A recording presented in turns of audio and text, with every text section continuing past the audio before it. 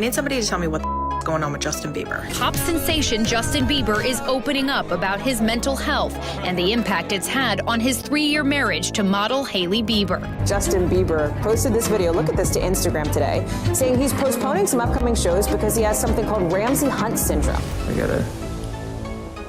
gotta go get my rest on. Justin Bieber has reportedly canceled the remaining dates of his Justice World Tour. Reports are sweeping the internet that Justin Bieber has fired longtime manager Scooter Braun, and the two haven't spoken in months. For a fee of $200 million, Justin Bieber has sold off the entire rights to all of his music.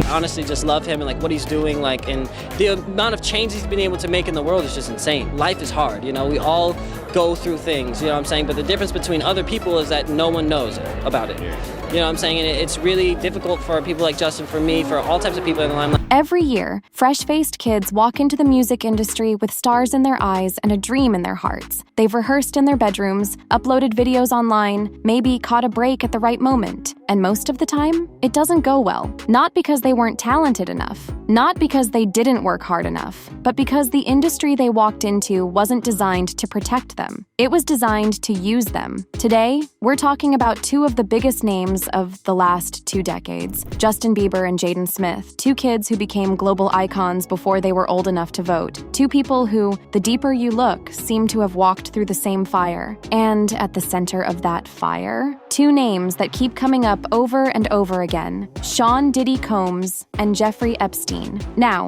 if you know anything about Diddy's infamous parties, his so-called freak-offs weren't just wild celebrity events, they were something else entirely. People who've described going to those nights talk about walking in curiosity and walking out changed. Not in a good way. There's a reason so many people who crossed paths with Diddy in those environments ended up with a haunted look in their eyes and cryptic words in their interviews. You go in one person. You come out wanting to be somebody completely different because whoever you were before doesn't feel safe anymore. Justin Bieber was one such person. He was thrown in at full speed, still a teenager, with no real idea of what was waiting for him on the other side of that door. Usher introduced him to the industry, but very quickly, another figure entered the picture. Diddy. What happens when the people who are supposed to guide you are actually the ones setting the trap? That's the question at the heart of this story. And the answer isn't pretty. A night? Was there a day? Was it a... Well, I was, like I said before, I'm not gonna go into details of what I was doing during that time and where I was at, but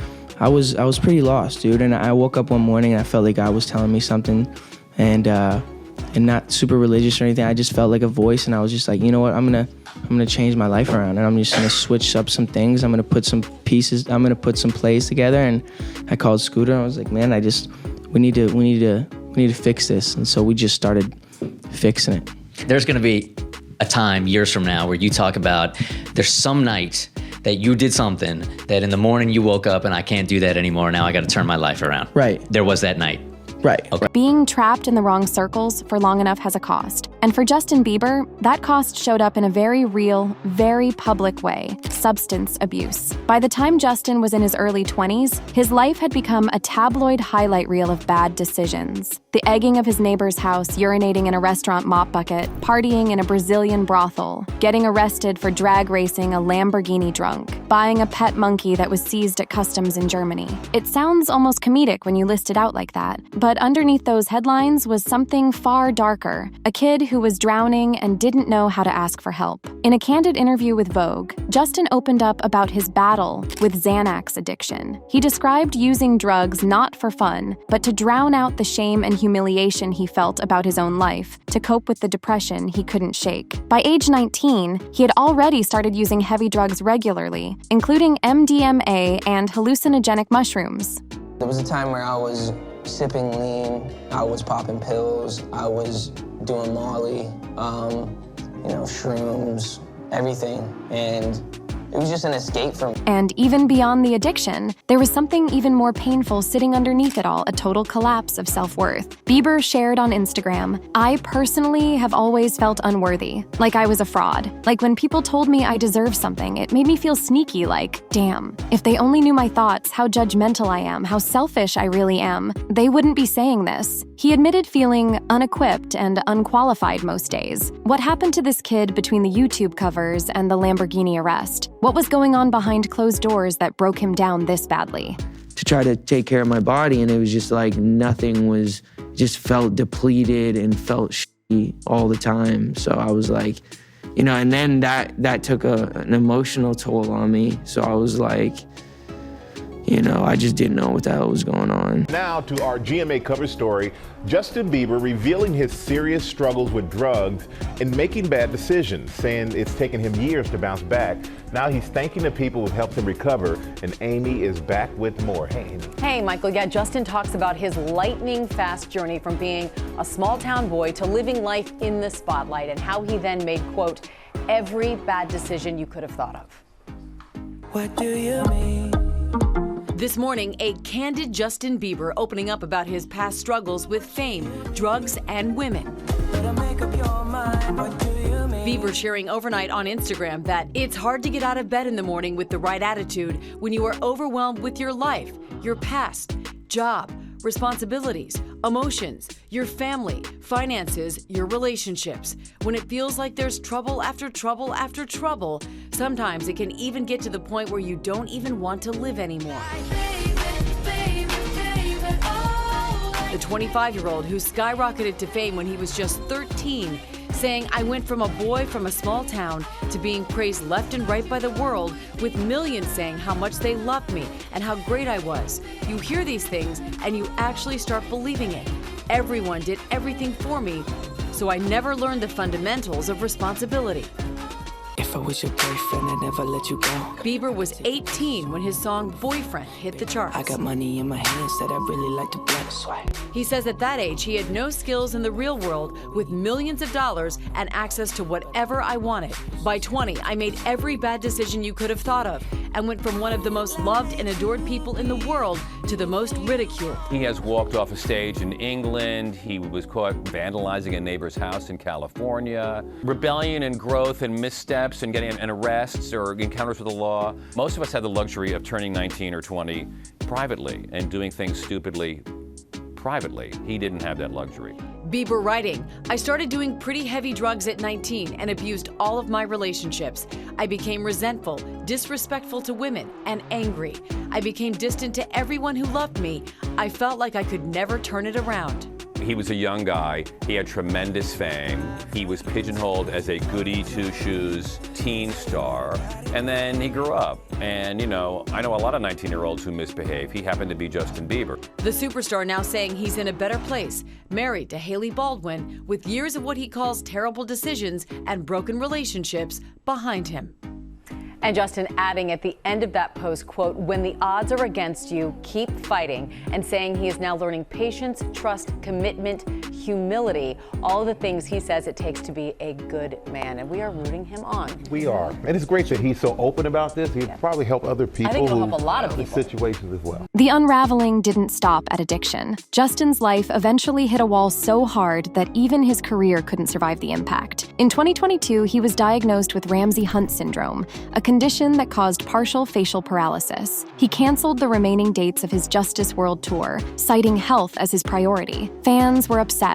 Some were angry. Cristabel Manguindeza, 24, from Birmingham, was one of them. Having spent around 140 pounds on tickets, she told the BBC, "I've waited so long for a tour in the first place. And it wasn't even him who made the announcement. I feel like he didn't even have the decency to tell fans himself." Cade Harper, 23, from Aberdeen, was more understanding. "I'm sad he is canceled, but his health comes first, and I totally understand. I just wish he didn't say it was only postponed." The fallout was more severe than anyone knew at the time. A new TMZ documentary claimed that Justin had gone from amassing somewhere between $500 million and $1 billion over his career to being on the verge of complete financial collapse. TMZ executive producer Harvey Levin alleged, Justin's side acknowledges that in 2022, he was on the verge of financial collapse, and that's why he had to sell his catalog. Fun fact, Justin Bieber sold his nearly 300-song collection to Hypnosis Songs Capital for a reported $200 million.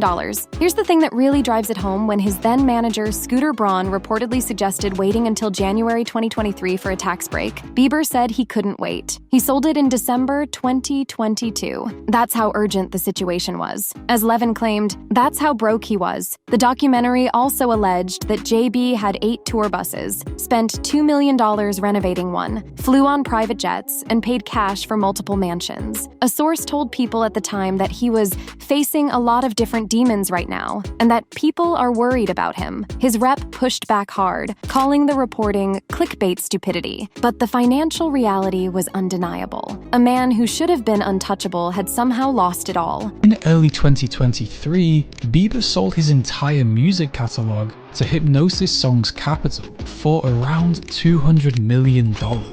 Every song he'd ever released prior to 2022, gone. The deal was framed as a savvy business move. Young artist cashes out while their catalogs still hold massive value. But selling your life's work at 28 is not a normal career move for a global superstar, especially not for someone who, at the time, was still considered an active artist. Industry insiders speculated that Bieber was motivated by health concerns, burnout, and a desire to step back from the industry entirely. Some pointed to tensions with Scooter Braun, who had already sold his company for $1.1 billion, suggesting Justin may have felt increasingly trapped inside a business system he no longer trusted. And while the payout guaranteed financial freedom, it may have also killed whatever creative drive he had left. Because when you sell off your entire legacy for a lump sum, what's left to motivate you to keep creating? Bieber abruptly cancels the final 14 shows, posting on Instagram, "Me taking this time right now is me saying I want to be sustainable. I want my career to be sustainable, but I also want my mind, heart, and soul to be sustainable." He didn't want to tour anymore, and he more or less dropped out of sight. In the new docuseries, his creative team talks about that tumultuous time. I freaked out when Justin canceled the tour. Performing is the thing that he loves most in this world, and so for him to say that he didn't want to do it, I knew it had to be pretty serious. It just got scary. I basically said to myself, oh my God, if you're real, you get me through this season of stopping these pills and stuff, and if you do, I'll do the rest of the work. And then it got even darker than that. There came a point where Justin didn't just feel like he was losing everything, he felt like he didn't want to be here at all. During a Billboard cover story in March 2021, Justin Bieber openly admitted to feeling really suicidal at one of the lowest points in his career. The quote that followed is one of the most striking things he's ever said publicly. "I can talk about that part of my life and not feel like, oh man, I was such a bad person, because I'm not that person anymore." There's something in that sentence that's easy to gloss over if you're not paying attention. He doesn't just say he was depressed, he says he was suicidal, and then immediately follows it up by saying he felt like a bad person. That's a very specific kind of pain. That's not just sadness, that's shame. That's the feeling you get when you've done things, or had things done to you that you can't reconcile with who you thought you were. His saving grace, eventually, was his faith and his marriage. He's spoken about clinging to both during his darkest moments, using them as anchors when everything else was pulling him under. He's been open about his ongoing recovery, saying he's committed to getting better, and that being healthy isn't just for himself, it's for his family, his music, and everyone who's ever believed in him. For 8 years about his mental health struggles, to a point he said he considered suicide. There was times where I was really suicidal. Man, is this pain ever gonna go away? We saw when he was coming up some of these tantrums that he would throw, but we kind of just thought, he's a kid, it's no big deal. What we found out from people in his world that we've spoken to, he's still having those tantrums. No, this is funny to you guys? Get out of here. Get out of here, yo. Get out of here. In fact, there are people in his world, they call them now mantrums. Go, get out of here. All you guys want is money. Money. Get out of here, bro. Okay. Get out of here, money. We have talked to a lot of people now in Justin's world. They have opened up with us about money and other things. And you ask about mental health, and I swear to God, I was on a conference call with some of them. First thing is like, not talking about that. I mean, immediately, they're just shutting it down. The only reason to do that is because there's something there, clearly. Well, we've seen it, right? Yeah. We've seen it during the Justice Tour when he was crying on stage.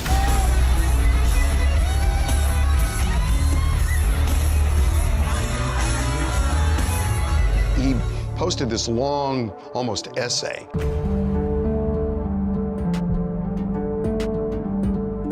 On how he felt unworthy. It is so common for celebrities to achieve success, and especially at a young age, that they're almost fooling people, that they are not as talented as the world thinks they are. They're not as deserving as the world thinks they are. And it messes them up in like a big way.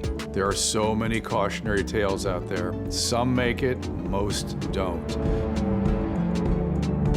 A big part of it is being thrust into an adult world prematurely and not going through the usual developmental stages of childhood and adolescence. Trying to give children and adolescents adult responsibilities is traumatic. Children need to be children. We've seen him coming out of restaurants, coffee shops, looking frail, agitated, at paparazzi. Thank you, JB, bro. No, why do you thank me? Because you're the best, Don't bro. Thank me, though. No, I thank you. That's disrespectful when you thank me, because I'm not asking you to be here. And he has admitted in the past to being under the influence of different things. MDMA, Xanax, marijuana, mushrooms. I was waking up in the morning and the first thing I was doing is popping pills and smoking a blunt and starting my day. One of the things that really kind of sounded the alarm was Coachella recently.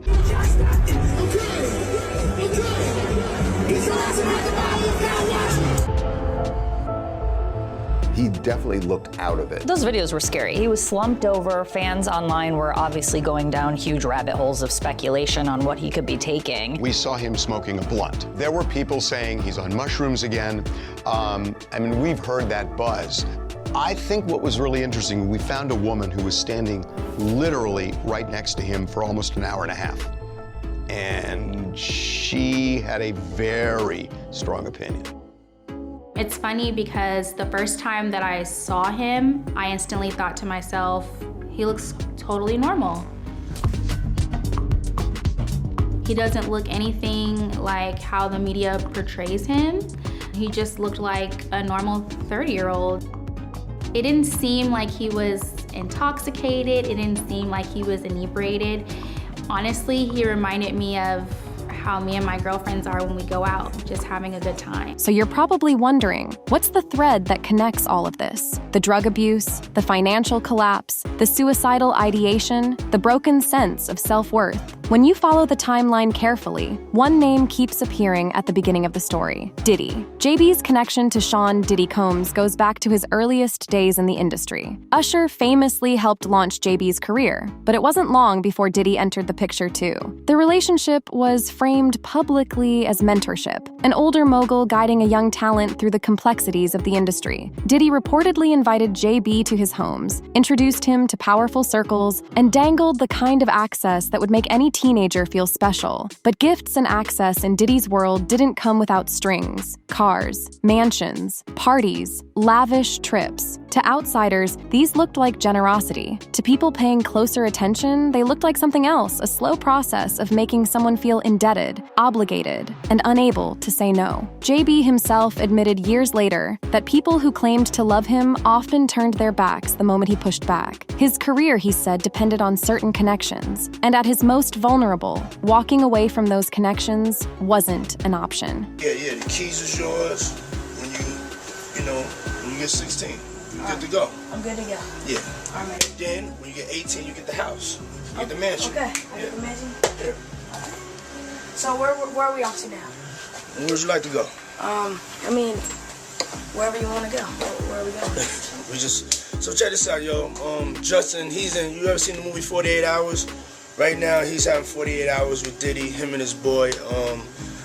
they're having the times of their lives, like.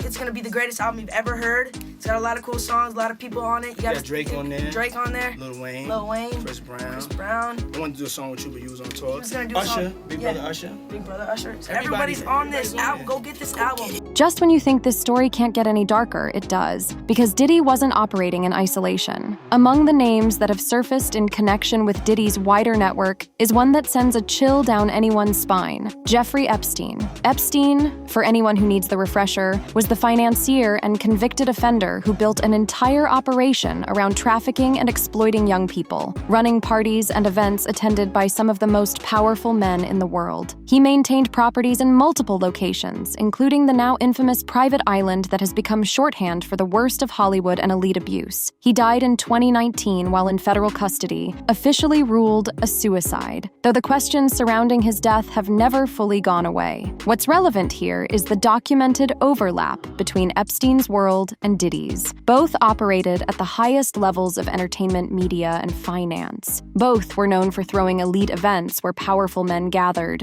and where the lines between access, influence, and exploitation blurred completely. Multiple sources and investigations have placed figures from both their networks in overlapping spaces. So what does that mean for JB? It means that the same circles he was moving through as a teenager, the parties, the private homes, the powerful men offering gifts and guidance, were circles that, at their outer edges, connected to one of the most dangerous and disturbing networks ever uncovered in modern history. Whether JB was ever brought anywhere near Epstein's operation directly is unknown, but the connection between his mentor figure and that world is not nothing. It adds a layer of gravity to everything we've already discussed. To say might disgust you, but this week it looked like there was a real connection forming between Diddy and Jeffrey Epstein. Now, we know people, real people, who have seen those files. We've spoken to people connected to both cases, and what we know is as dangerous as it is disturbing. Now, I'm gonna be honest with you.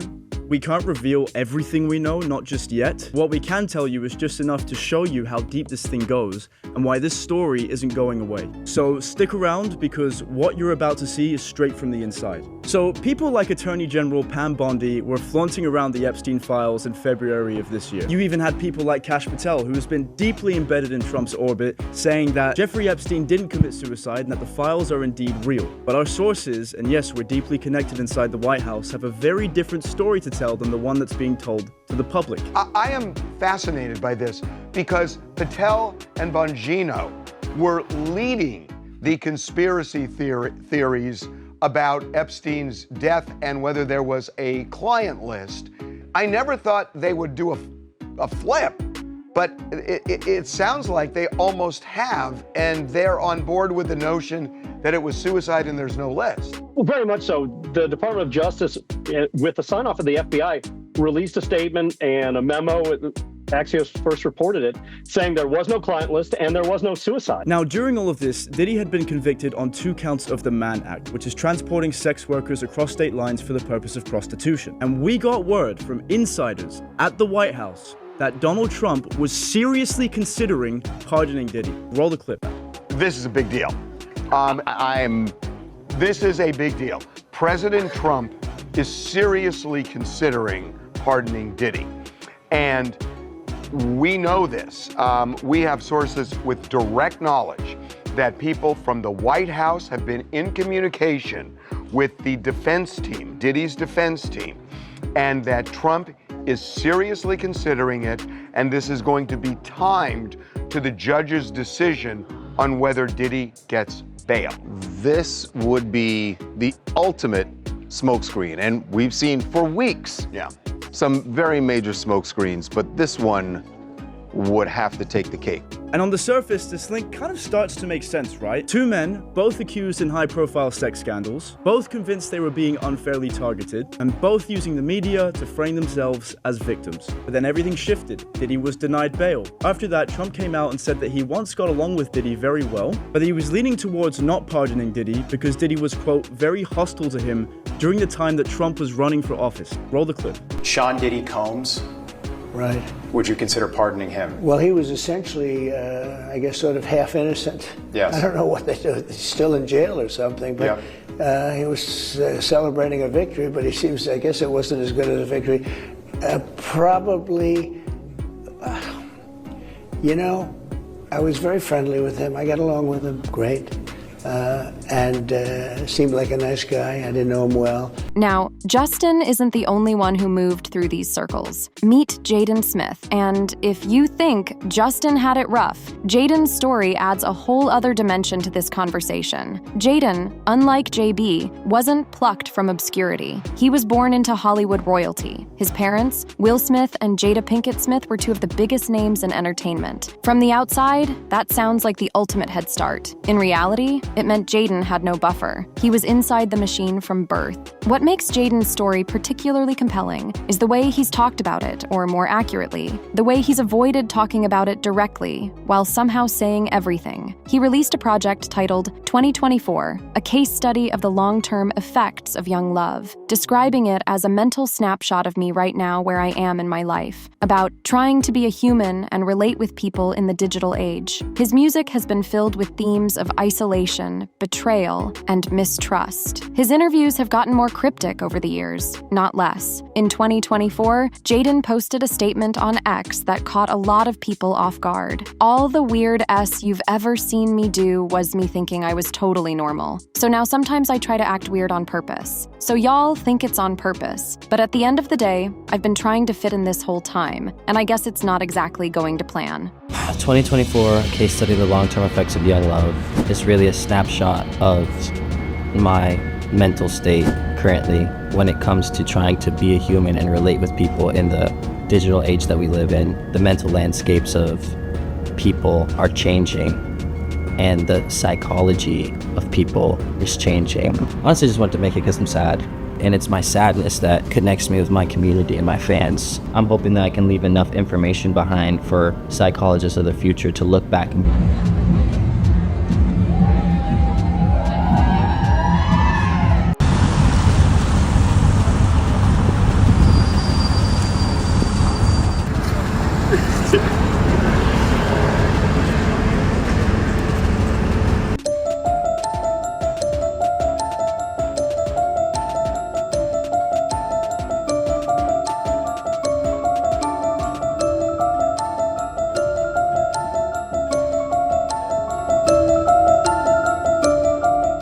Here's the uncomfortable question that has to be asked. How much of Jaden's pain was created by the very people who were supposed to protect him? Jaden was 18 when his parents separated. Willow was 16. They didn't find out from a private family conversation. They found out the same way everyone else did, through the internet, through interviews, through headlines. Think about what that does to a teenager's sense of security, of trust, of what a relationship is supposed to look like. You and I decided we were going to take our space, and what happened? Yeah, and then I got into an entanglement with August. That's what I said. An entanglement? Yes. Yes. A relationship? Yes, it was a relationship, absolutely. I was in a lot of pain, and I was very broken. Now, in the process of that relationship, I definitely realized that you can't find happiness outside of yourself. Mm-hmm. And luckily enough, you and I were also going through a process of healing in a much different manner. I would definitely say we did everything that we could to get away from each other, only to realize that that wasn't possible. So we come into the red table. So I'm in the Jada position right now. So, you know, you, during that time, launched into an interaction with August. What do you feel like you were looking for? I just wanted to feel good. It had been so long since I felt good. And it was really a joy to just help heal somebody. Yeah. I think that has a lot to do with my codependency. August Alsina wasn't a stranger to Jaden's world. He moved in their family circle. So Jaden wasn't just learning that his parents' marriage was falling apart. He was learning that someone connected to his own life had been involved with his mother, and that his father, one of Hollywood's biggest stars, had stayed, had accepted it, had even said publicly that he told Jada to go figure out how to make herself happy. What does that teach a young man about what it means to be a man? About how you're supposed to respond when someone disrespects you? And then there's the Diddy connection. Multiple sources sources have placed Will Smith at Diddy's parties. There are claims of recordings. In December 2025, Will's former 40-year personal assistant, Brother Bal, filed a lawsuit against Jada Pinkett Smith, claiming the existence of secret tapes. None of these allegations has been proven in court. Will has denied everything. While Jaden has had to navigate all of this largely without a consistent anchor, Justin Bieber found his, and her name is Hailey Baldwin Bieber. Hailey and Justin's relationship has been scrutinized, dissected, and doubted from the moment it became public. When they got engaged in 2018 and married shortly after, many people were convinced it wouldn't last. He was too broken, too volatile. She was too young, too naive. People online wrote them off constantly. But here's what actually happened. She stayed. Through the drug recovery, the financial collapse, the facial paralysis, the canceled tours, the suicidal confessions, the Diddy scrutiny, she stayed. In an interview with Vogue Australia, Hailey opened up about what it's like to be married to someone who has been under intense public scrutiny since childhood. I got married to somebody who's been dealing with the most intense amount of scrutiny since they were so young, she said. So I think having a partner that really understands it is definitely the main source of comfort and understanding. She was honest that it doesn't get easier. I think it's always difficult to be dealing with so much noise and so much outside opinion and perspective, and constantly being perceived all the time.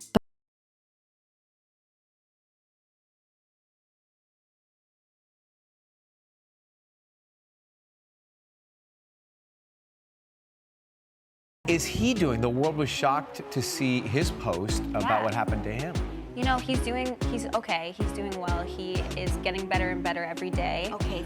He's gonna be totally fine. This is a really out of nowhere weird situation that it takes time to heal from. So what are the things that he has to do to get better? He has to just give himself time, really, more than anything. He does some facial exercises just to kind of he's actually healing very, very quick, so Good. I'm really happy about that, and yeah. Boy, you know, I've got to tell you that, you know, you two are young and you got married young, but you're dealing with like much older problems, and so We both are dealing with like older illnesses. You're getting it out of the way. So Yeah. maybe that means like a clear sky. Who's smooth sailing Who's ahead? the better taker-carer of? Who's the better nurse? I'd say, well, I think I'm more like regimented, like I'm really on top of everything. But he's really good at, he slept with me in the hospital when I went through my situation. Y'all are gonna make me cry. Really there for So me, so. sweet. I think like honestly the silver lining in the whole situation, what I went through, what he went through is, it really bonds you. And I feel like we're closer than ever. It Yes. really brings us close, so. You have that. I'll take that away from it. He was the first person I ever had real feelings for. When things kind of went south for a little bit and we went our separate ways, I just knew that no matter what the outcome was going to be, he was going to be somebody that I loved for the rest of my life. Just the idea of stability is something that I really never had growing up. And it's something that I've always really wanted. It's also interesting to note how Jaden's and Justin's friendship goes all the way back to 2010, when a then teenage Jaden collaborated with Bieber on Never Say Never for the Karate Kid. What started as a professional collab turned into one of Hollywood's most genuine, long-lasting friendships. They've been seen together at parties, on stages, on vacations. They've posted for each other on birthdays. They've shown up for each other in moments that mattered. In 2024, a video went viral at Coachella, Jaden sneaking up behind JB and wrapping him in a huge hug. The two of them laughing like they hadn't aged a day from that first collab. JB even playfully kissed Jaden on the cheek.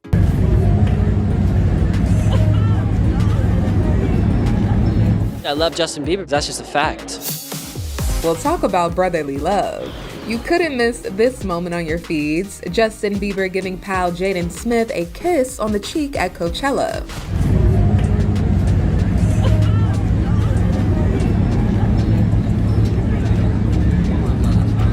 I'm having a good time.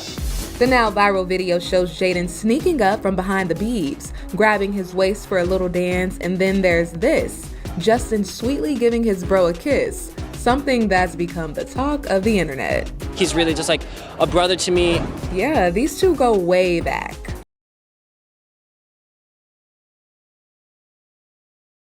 That's 16-year-old Justin and 11-year-old Jaden when they collaborated on the pop star's 2010 song, Never Say Never. I think that it's cool to just collaborate with people who you know.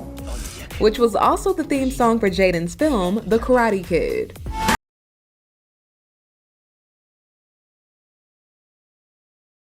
Gotten to a place where I have like a core group and people who are really supporting me and encouraging me, and I never had that before. You know, I never created those type of relationships, so now it feels like I have so much. I honestly just love him and like what he's doing, like, and the amount of change he's been able to make in the world is just insane. Life is hard, you know, we all go through things, you know what I'm saying, but the difference between other people is that no one knows about it. You know what I'm saying, and it's really difficult for people like Justin, for me, for all types of people in the limelight. Justin and Jaden clearly unapologetic about the bond they've created over the years. I think that he's amazing, like, honestly.